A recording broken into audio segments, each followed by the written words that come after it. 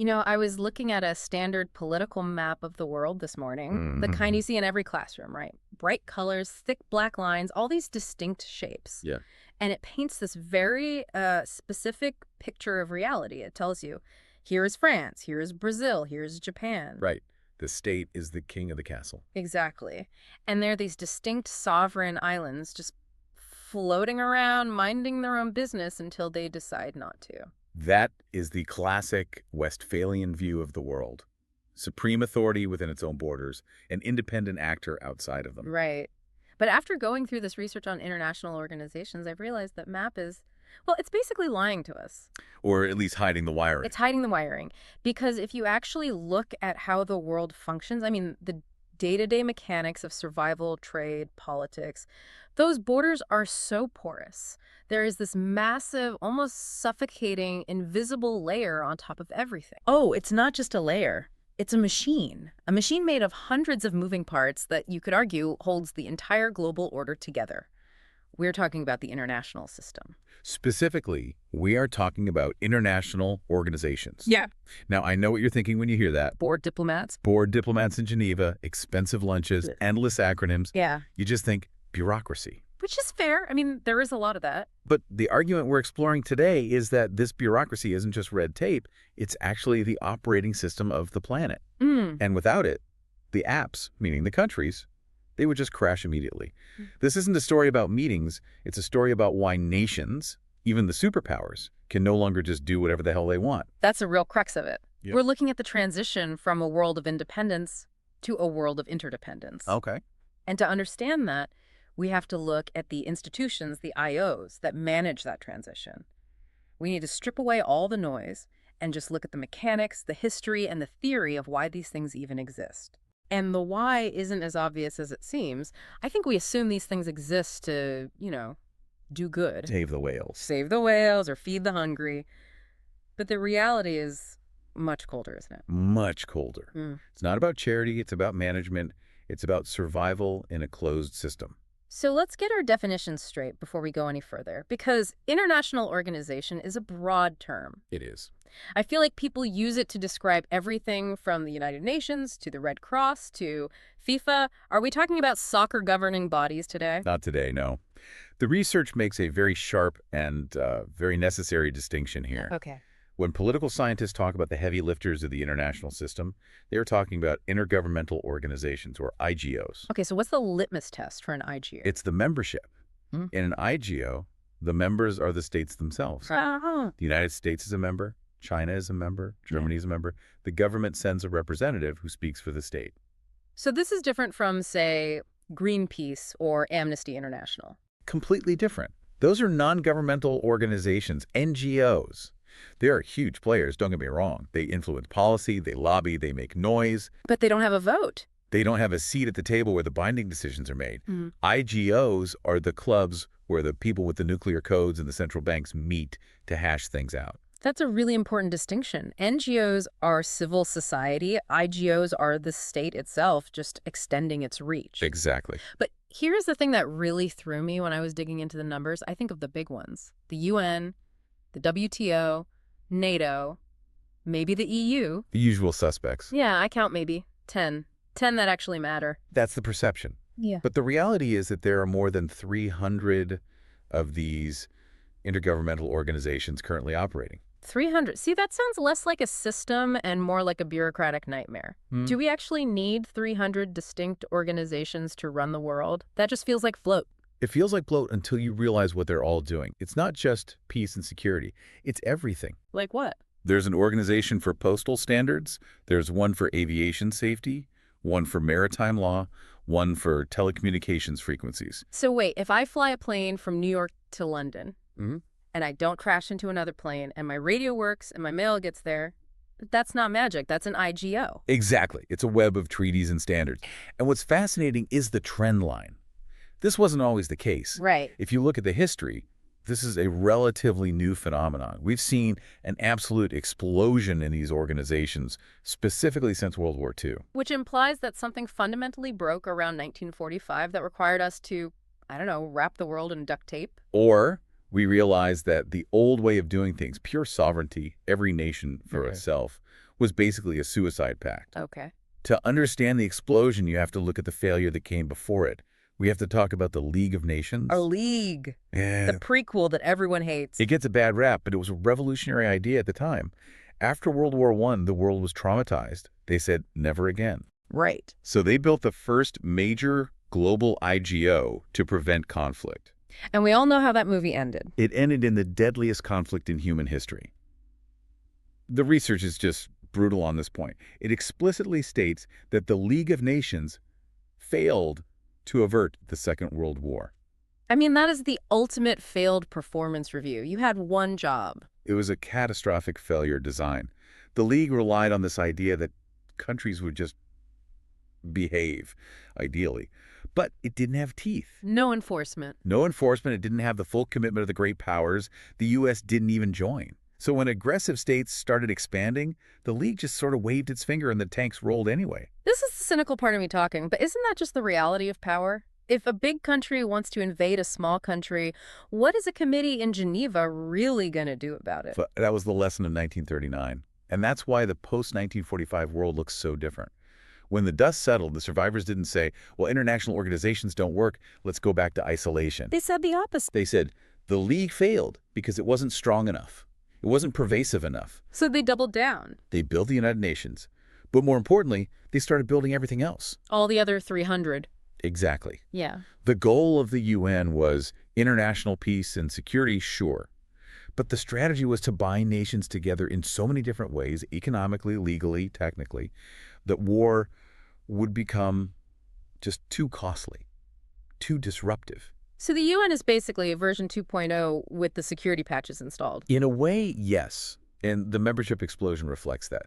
The UN started with about 50 countries. Now it's over 190. It's truly universal. Why? If you are a state, you're in the system. There is no opting out anymore. But this brings us to the core tension.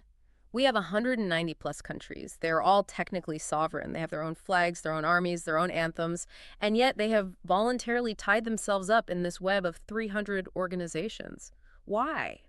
Why would a selfish, power-hungry state agree to be constrained? Because of the one theory that underpins this entire deep dive. It's a concept called interdependence. Interdependence. It sounds nice. It sounds like a kumbaya circle. We all rely on each other. It does sound nice, but in political science, it's actually a technical description of a mechanical reality. The definition we are working with is that interdependence refers to situations characterized by reciprocal effects among countries or actors. Reciprocal effects. Okay, let's unpack that because that sounds a bit like jargon. It just means that the walls of the castle have fallen down. It means that what happens inside your borders doesn't stay there. Right. If the U.S. Federal Reserve raises interest rates, the economy of Brazil shakes. If a factory in China burns dirty coal, the temperature in London rises. If a virus starts in a market in one country, it shuts down the entire planet. There you go. So it's the butterfly effect, but weaponized. Precisely. No. It's Newton's third law applied to geopolitics. For every action in country A, there's a reaction in country B, and you cannot stop it. Borders can stop people. Sometimes they can stop tanks. They cannot stop financial contagions, carbon dioxide, or digital information. So where does this leave the idea of independence? Because politicians love to talk about independence, energy independence, economic independence. The research suggests that independence is increasingly a myth. Think about it as a spectrum. On one end, you have independence. The island. The island. You do your thing, I do mine. Zero impact. Yeah. Who is truly independent today? Maybe North Korea. And look at the cost of that independence. They're isolated, starving, and dark at night. Exactly. To be independent in the modern world is to be destitute. Then, in the middle, you have dependence. This is where the reliance is one way. I need you, but you don't need me. Right. If you are a small state relying entirely on a larger neighbor for electricity, you are dependent. If they cut the line, you go dark. If you cut the line, they don't care. That is a dangerous place to be. So most of the world has moved to the third category, interdependence. Mutual reliance. Reciprocal effects. We both hold a gun to each other's head, metaphorically speaking, or we both hold the keys to each other's prosperity. And this is where the 300 organizations come in. This is it. They aren't just debating clubs. They are the traffic cops for these reciprocal effects. Yes, because reciprocal effects create friction. If my economic policy hurts you, you are going to be angry. You might retaliate. You might start a trade war. You might start a real war. Sure. International organizations are the machinery we build to manage that friction. They provide the forum and the rules to say, okay, we are stuck together in this elevator. Here are the rules for not elbowing each other in the face. It's interesting because it reframes the whole idea of bureaucracy. We usually see it as the thing that slows progress down. But in this context, the bureaucracy is actually the safety buffer. It creates predictability. Yeah. And that leads us to the most complex part of this, the systemic view. The systemic view. This is the part of the research that really challenges that whole great man theory of history. It does. We like to think that presidents and prime ministers are these all-powerful figures. They wake up, they decide to do something, and it just happens. And the systemic view says, not so fast. The research argues that the international system impacts state behavior. Impacts it or controls it. Constrains it. Think of it this way. If you are a leader today, you are stepping into a pre-existing web. Right. You have trade agreements signed by your predecessors. You have security treaties. You have environmental protocols. You are plugged into the global banking system. So if a leader decides, I want to be truly sovereign, I'm going to ignore the World Trade Organization, I'm going to ignore the UN, I'm going to ignore banking regulations, what happens? The system corrects them, usually painfully. How? Look at what happens to states that go rogue. They get sanctioned. Their currency collapses because the global markets, which are part of this system, lose confidence. Their planes can't land in other countries. Their mail stops getting delivered. So the reciprocal effects bite back. Hard. The web is designed to make it incredibly expensive to leave the web. So while states are the primary actors, they are the ones making the decisions. They are making those decisions inside a cage. A cage of their own making, sure, but a cage nonetheless. It's like trying to drive on the wrong side of the highway. You are free to do it. The car will physically let you turn the wheel. But the system of the highway The other cars, the barriers, the police, is going to end your journey very quickly. that is a perfect analogy. And this is why the systemic view matters. It tells us that you can't just analyze a country's internal politics to understand what they will do. You have to look at their position in the web. A country that is deeply interdependent has fewer options than one that's relatively isolated.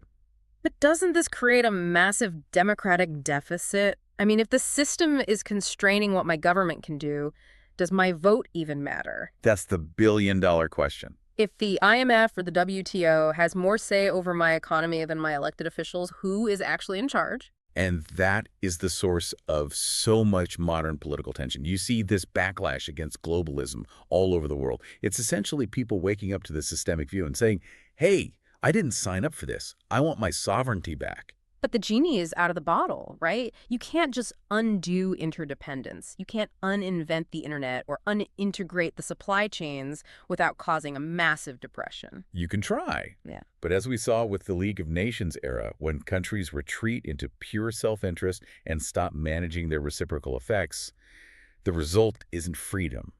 The result is chaos. The result is war. The result is war. So the 300 organizations are the price we pay for not having World War III. That's the optimistic take. They're the shock absorbers. They're boring, they are slow, they are bureaucratic, but they absorb the impacts of interdependence so that we don't have to absorb them with artillery shells. It really changes how you watch the news. You see a summit, some G20 meeting, or a climate conference, and it just looks like a photo op. But really, it's a maintenance check on the machine. It's tightening the bolts. It's updating the software because the environment changes. We have new reciprocal effects now that didn't exist in 1945. Like cyber warfare. Cyber warfare, AI, genetic engineering. These things cross borders instantly. And we don't really have IOs for those yet. Not strong ones, anyway. Not yet. And that's the danger zone. Where interdependence outpaces the organization, you get instability. We are very connected in digital space, but the rules, the international organization layer for the internet is weak.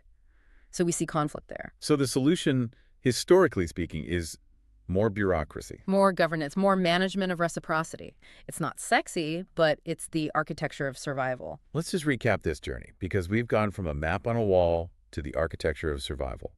We started with a definition. IGOs are clubs for states. Not charities, but tools of power. Power and man. We looked at the history. The League of Nations failed because it ignored the reality of power. It tried to rely on good vibes. The UN and the modern system were built on the terrified realization that we need systems to survive. Fear is a great motivator. And we unpack the theory, interdependence. The fact that independence is a luxury we can no longer afford. We live in a world of reciprocal effects. And because of that, we live in a world of constraints. Which brings me back to that map I was looking at this morning. The colors are still there, the borders are still drawn in ink, but I don't see them as walls anymore. I see them as, I don't know, membranes. Nodes. They're nodes in a network. Nodes in a network.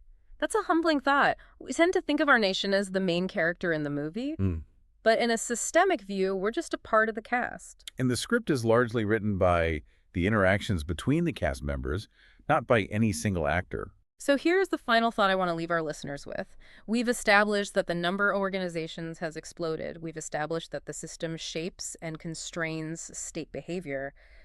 So, does sovereignty actually exist anymore? It's the ultimate provocation. I mean, really, if you can't set your own interest rates without checking the global market, if you can't burn coal without a climate treaty meeting, if you can't fight a war without the UN Security Council getting involved, are you sovereign?